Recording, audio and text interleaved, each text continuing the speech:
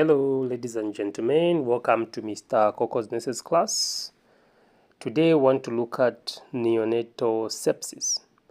So just as it says the title, if we look at neonatal sepsis, then we are looking at a neonate, and we've agreed to say that a neonate is a baby between 0 days to 28 days of life. So within that period. And then sepsis, we are looking at infection. So this is infection affecting those babies between that range in terms of the age. Okay, so this is infection, and then we're looking at 0 to 28 days. Okay, so that's the period that this baby has lived. So within that period, then they catch infection. Okay, so now when you're answering in NMCZ, this one shouldn't confuse you a lot, as long as it is just in the stem of the question plain without any signal of resuscitation, meaning you use a prophenema. What I mean by any signal of resuscitation is whereby you find that maybe in the stem of the question there is maybe say convulsions, or they've used the word fits or seizures. The baby is having fits or seizures, meaning that you are supposed to resuscitate, meaning this becomes an emergency. And for example, the baby has been brought with maybe hypoglycemia and any other linked or associated symptom. This means that you're supposed to resuscitate. And resuscitation, like we agreed in the previous topics, we said resuscitation, you start with the heading resuscitation, then you write A, B, C, D. That's what you are supposed to do. Okay, you go by A, B, C, D. That's resuscitation. Then after that, then you start your subsequent nursing care. So like I promised last time, I'm going to post as well the resuscitation part, but I briefly discussed it in the previous topics, where you are supposed to, what you're supposed to write when you're supposed to resuscitate. So that's what you're supposed to mark as you are tackling this question, the stem of the question. Identify the markers for resuscitation. Okay, so let's move on. By definition, this is generalized infection. Okay, so we can say this is generalized infection. Okay, then where does it occur? Okay, so it occurs in a neonate. So we know now a neonate, who this neonate is. So this infection, it occurs in this neonate, and then where exactly? We're saying sepsis, so this has to be an invasion in the bloodstream, meaning that the infection is in the bloodstream. And the main cause of this infection is bacteria. Okay, so bacteria mostly causes this infection in the bloodstream of this neonate. Then what could be some of the signs? It could be maybe the child can present with fever or difficulties in breathing, or you can put convulsions, tachycardia, any of those. Okay, that's what happens. Then it's not only sometimes in the bloodstream, sometimes it can also affect the meninges, meaning that if the meninges are affected, this neonate can convulse. That's why I was saying that this neonate can also have convulsions or seizures. So you have to look out for such kind of things as you are trying to answer these questions. So let's look at now the causes. So you'd find that sometimes you can be asked to list down the bacterial causes of neonatal sepsis. So the bacterial causes of neonatal sepsis, they ask you sometimes in NMCZ questions to list, so you can just list those. So these are important because they can ask you to list them. So you check your past papers, you'd find that these have been asked for. So you can have Escherichia coli, Pseudomonas aeruginosa, Haemophilus influenza, Salmonella species, hemolytic streptococcus, and strepto or staphylococcus species. That's what you can have as causes or bacterial causes. So these you should know at least 5, because you can be asked to list 5. Let's look at the predisposing factors.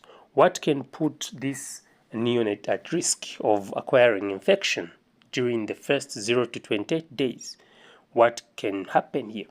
So when we look at like group A, maybe group B streptococcus here, when we look at this infection can be acquired during pregnancy, okay, and it will be taken or transmitted to the baby during delivery. So that's what happens. So group B streptococcus, that's what happens during pregnancy, transmitted to the baby during delivery.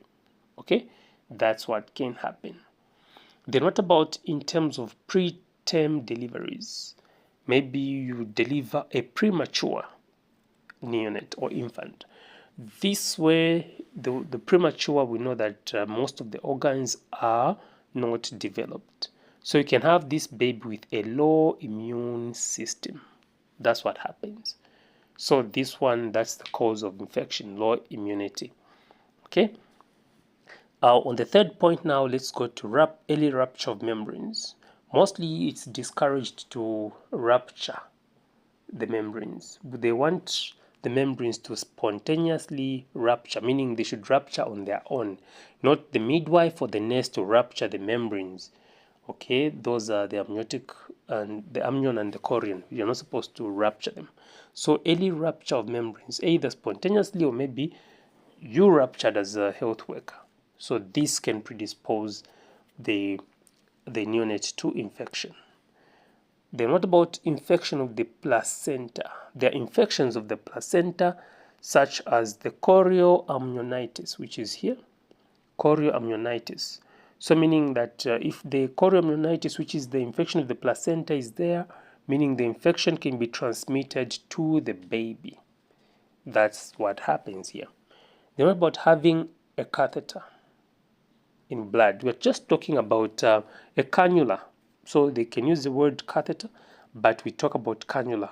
So you'd find that a cannula would have stayed for maybe in that woman, maybe for 3 to 4 days, or even just the baby itself after delivery. That it can be a source of infection. So for example, the baby is delivered, then you cannulate immediately, but then you don't perform maybe say IV care where you clean the cannula. So meaning that this baby is predisposed to infection. Another one can be prolonged stay in hospital. This can lead or predispose the baby to what we call nosocomial infections, meaning that they can acquire infection while in hospital.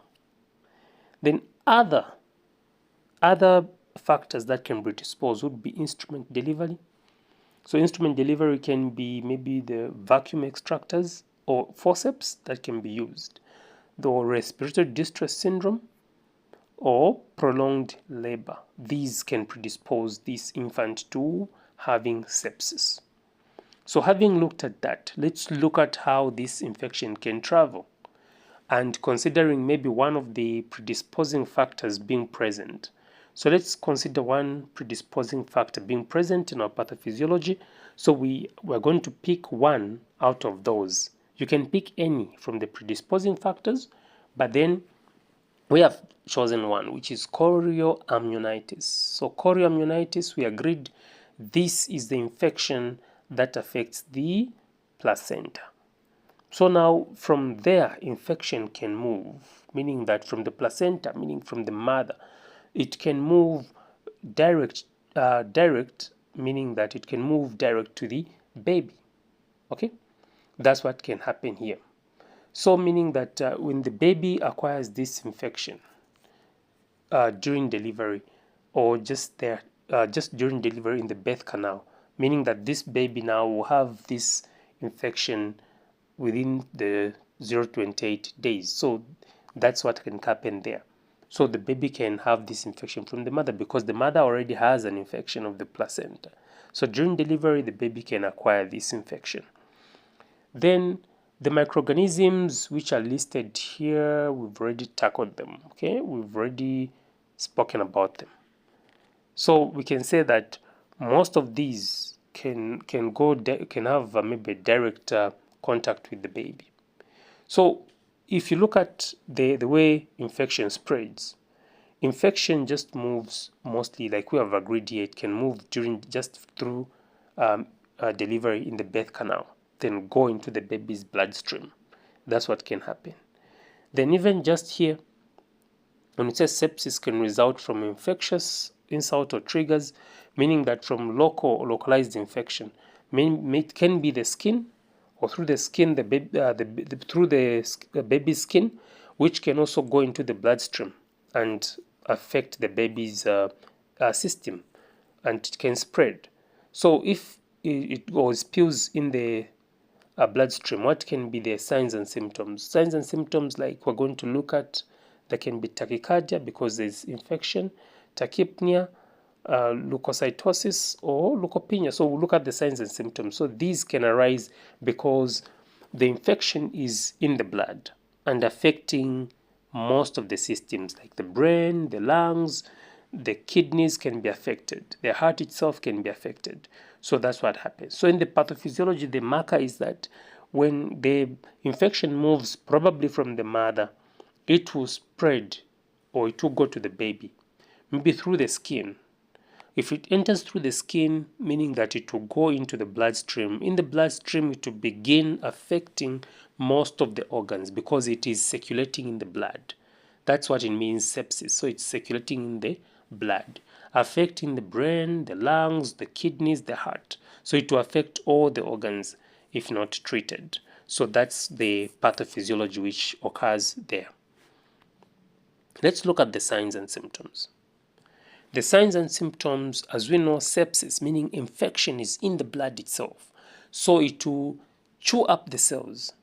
It will affect the cells which are found in blood. So if you look at pallor, pallor is coming from the red blood cells, meaning that the red blood cells will undergo what we call hemolysis, meaning that they'll be broken down because the infection itself is in the blood and affecting the cells. So pallor is as a result of hemolysis, meaning the red blood cells will be broken down.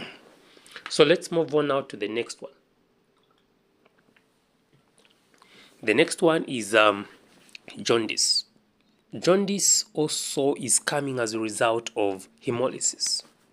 So that's why we're saying here destruction of the red blood cells. So meaning hemolysis or destruction of the red blood cells while increasing the levels of bilirubin. So meaning that you find that a child will become jaundiced or they will have jaundice.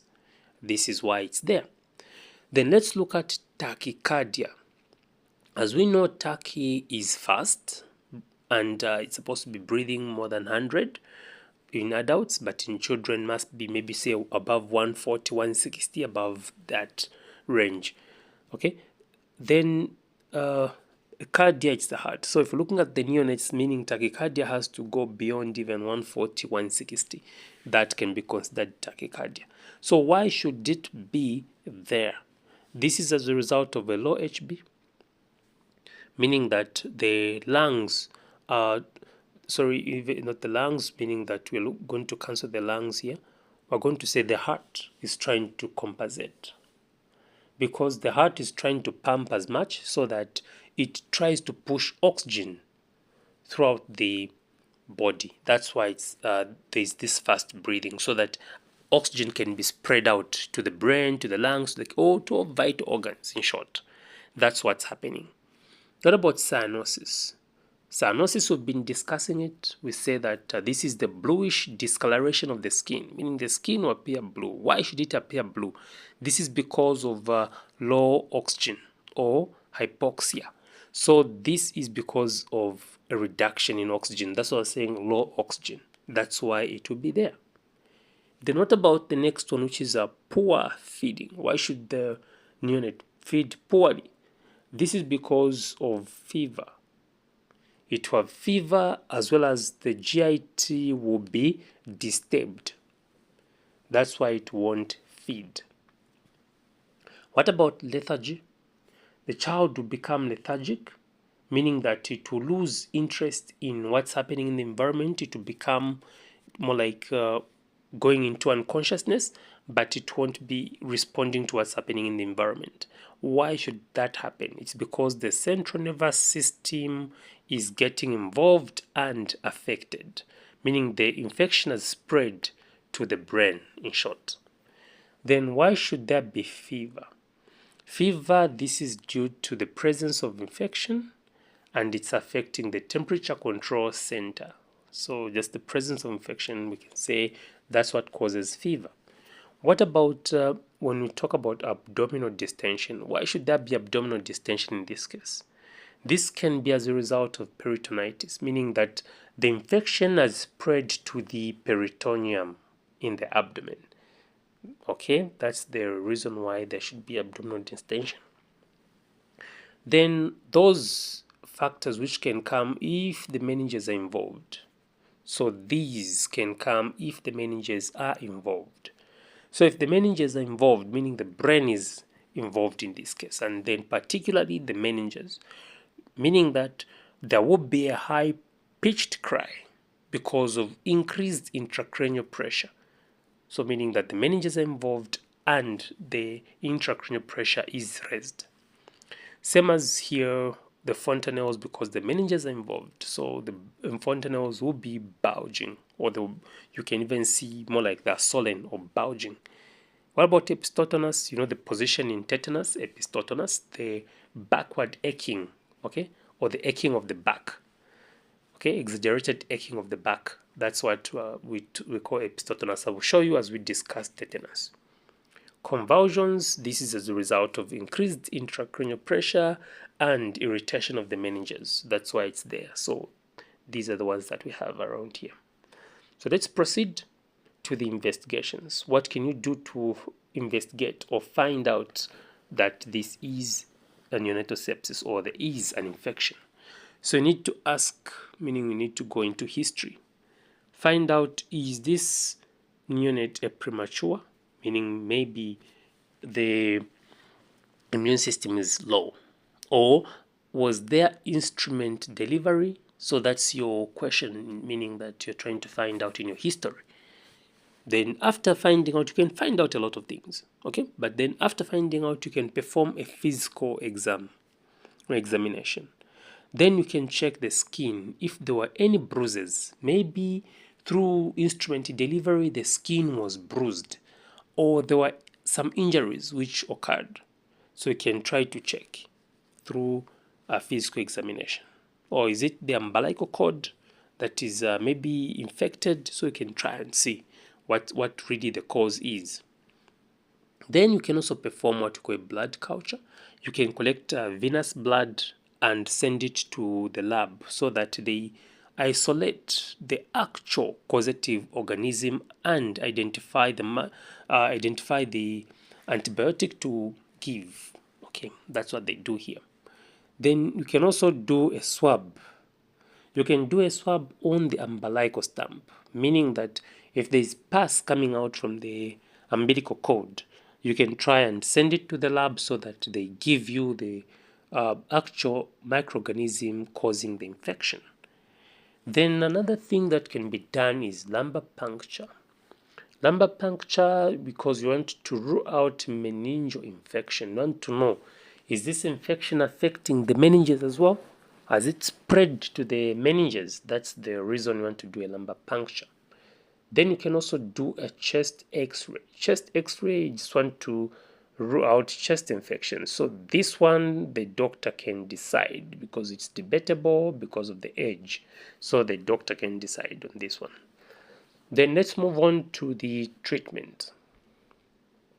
Treatment, we know that what's causing this mostly it's bacteria. That's causing neonatal sepsis. So since it's bacteria, then provide antibiotics.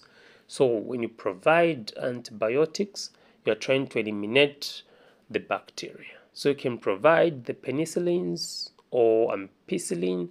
So you can provide 62.5 to 125 milligrams QID or gentamicin. It's also an antibiotic, 20 to 40 milligrams BD. So that's what you can do. But there's a range, there's a big range of antibiotics that you can provide depending on where you are. So you can try and put up the antibiotics, but you can choose which ones you're going to write. Then you can also provide an antipyretic for fever, maybe say paracetamol, 15 to 20 milligrams per kg body weight. Okay, that can be given TDS. Then if the infection is severe, Then we spoke about hemolysis, meaning that the child's HB has dropped. So you can try and provide blood transfusion so that you prevent the anemia or you treat the anemia. Then you can provide oxygen, because we know that this child will be having respiratory difficulties. So if they're having respiratory difficulties, meaning that you can provide oxygen. This is why I said that you need to know what you are answering. In case you've been given in the stem of the question that the child is apneic or having a dyspnea, then you can try and assess if that is present, apnea or dyspnea, meaning you're supposed to resuscitate, it's an emergency. So that's what you're going to do. So if we go into the care of this baby, like I said, looking at the stem of the question, try to see if it's an emergency or not. If it's an emergency, then you are going to start with your first heading, resuscitation. Okay, and try to put up the A, B, and C. Then if you've been asked to say nursing management, meaning that nursing management, you still have to resuscitate. If there is an indication for resuscitation, then do the subsequent care, which is eprophenema. But if it's medical management, if they say write the medical management and the nursing management, under medical management, this is where you're going to write the investigations, you write the treatment. Okay, that's under medical. So you need to know what you're writing. Okay, so medical management involves investigations and treatment. The nursing management will involve the eprophenema, which we do with the M's, E, which is environment. We go on and so forth. That's what we learn. Okay, so just keep answering that. So in the environment, we can do a lot of stuff. So I won't spend much time on this, because these most of the time are repetitions, because we just nest the same way. Okay, but we just maybe specify some things. So yeah, so like you need to be adding rationale when you say well ventilated environment. Why nursing a patient in a well ventilated environment? It's because you want to prevent respiratory tract infections. Then again, you want to look at why nurse the patient in a well-lit environment. Why? Because this is for easy observation. Okay, just put one rationale. Don't put and, no. Just put one rationale. Well-lit environment because you want to have easy observation. That's what you need to do. Then again, why going to provide reverse barrier nursing? You want to prevent nosocomial infections. You need to be fast in writing so that you write all these points. Then why are you going to have oxygen apparatus in the environment? This is because the patient is what? Cyanotic. Then why are you going to have a drip stand in the environment? Because we want to provide IVF, which is intravenous infusion. Then why should you provide a heater in the environment? This is because you want to prevent hypothermia. Why should you dump dust? Because you want to promote cleanliness or prevent nosocomial infections. So you keep on writing accordingly and provide rationale. So this is the same stuff I've been talking about. Then if you look at this, why should the environment be quiet? Because you can't nurse a neonate in a very noisy environment, because you want to promote rest. Okay. Then if there's a radio, some ICUs have got radios, or some wards have got radios, and then this radio should be at low volume because we want to promote rest. Then people move with cell phones nowadays, and the departments have got landlines, which are phones which make a lot of noise. So meaning that if you are to promote rest, you need to answer those promptly, or even reduce the volume from those phones. Or if it's your cell phone, put it on silent so that you promote rest. Then procedures, need to perform them, those which are related in what we call blocks or together. Okay, so that you promote this rest. You need this neonate to rest. Then this neonate can be in pain or can have fever, so you need to provide analgesics which are prescribed just to promote rest as well and comfort. Then wards can have squeaky trolleys, sometimes those trolleys which are making a lot of noise while moving or while you're pushing them. Why should you have them oiled? This is because we want to prevent noise so that the neonate or the patient can sleep. That's what you do. So it's the same stuff even in medicine, the same things we write. Okay, so we can just go on and on, but you need to provide the rationale as you write. Then you can perform vitals as well, those vitals which are there, the TPR, because you want to have a baseline data. Then you're going to also observe for the cyanosis, okay, so that you get to know if the patient is improving or not and provide oxygen therapy. Then you also need to observe for the feeding pattern to know whether the baby is improving or not. In terms of, we said there's poor feeding, so you need to be observing for the feeding pattern so that you know whether the baby is improving in terms of eating or not. Then also observe for the respirations to detect tachypnea. Okay, that's why you want to observe for the respirations, because you want to detect tachypnea. Then you also observe the mucous membranes for what? For pallor and jaundice. Then pay attention also to the fontanelles. We said the fontanelles can be bulging. So you need to observe the fontanelles for what?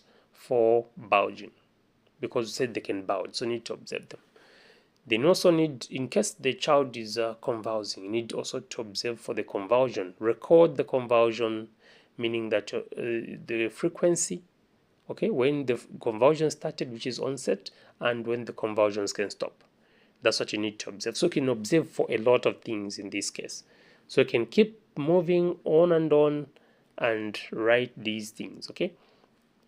Then you can also, psychological care, you can do the same psychological care we provide. You explain the disease process to the mother, okay, to raise the knowledge. That's what you do.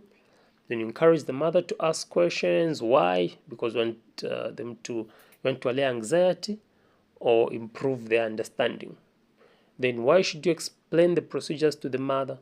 Because you want to promote what? Cooperation. Then why should you allow the mother to talk to the baby? Because we want to promote what? Bonding between mother and baby. Then why should you allow the mother to participate in the care? Because we want to also promote what? Bonding. That's what we do. Okay, so provide the rationale for every point that you write. Then hygiene, you can do a lot. You can bath the baby for, to prevent skin infection. Change the nappies. Why changing the nappy? You want to prevent skin or excoriation or skin damage. Then why should you hand wash? Because you want to prevent infection. Okay. Then why should you do cord care? And be careful here. We're talking about neonates, meaning that the cord maybe might have not dropped by maybe 2 weeks. So look at the age given. Maybe they might say 3 weeks or 4 weeks. Look at that so that you know if the cord is there, so to provide cord care. So you can't provide cord care for a 6 months old baby. So you need to know 6 months old baby you can't, but those who are neonates, probably just a few days you can provide cord care. The nutrition, what we do is you encourage breastfeeding, okay? Because the child was saying that they're having a poor feeding. So you can encourage breastfeeding if they can feed, so that you promote good health. But then if they're unable to feed, what do? You encourage cup feeding. Then sometimes you might discover that even through a cup, they might not feed. So what you're going to do, if they can't feed orally, then provide or insert a nasogastric tube. Okay, that's what you do. Then again, on feeding, provide a fluid diet, or maybe just provide fluids, because you can give dextrose or half-strength Daros, which contains dextrose for hydration. Keep the baby hydrated and also provide some energy or glucose. Okay, so you can also do the advice on discharge. The advice on discharge, meaning that you're going to, when you educate the mother about the condition, meaning you promote what? Awareness. And also you prevent reoccurrence in case it was maybe from the mother's side. Okay, so you provide information. Okay, that's what you do under advice. Then you can also explain the need to take medication in case the baby has been discharged on medication, so that you promote what? Compliance. Then educate the mother on the signs and symptoms, okay, so that at least they can know, so the baby is having problems, okay, so that you know that, okay, you can really diagnose the problem early and also provide treatment early. Then you can also talk about maybe a diet. So in this case, we say balanced diet, but then some literature would say a mixed diet. A mixed diet, now here, it's very difficult to say mixed diet because you're looking at neonate. So here you can just maybe say you encourage breastfeeding. They should breastfeed, say, at least 8 to 12 times in a day. 8 to 12 times in a day or on demand, so that the neonate is hydrated and has the necessary energy. Okay, so then you can also provide them with a review date, provide the mother with a review date, so that the infant can be brought back and be reassessed to see if the infant is improving.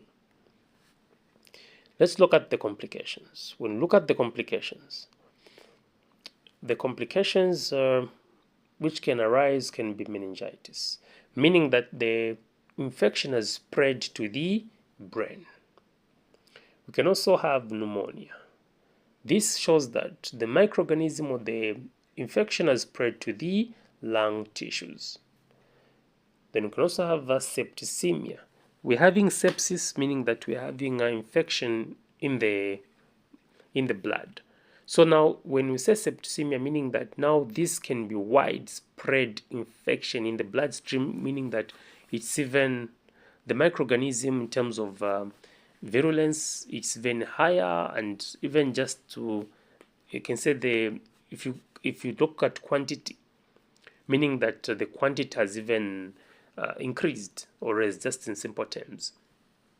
Then the infant or the neonate can also have what we call urinary tract infection, meaning the microorganism has spread to the kidneys.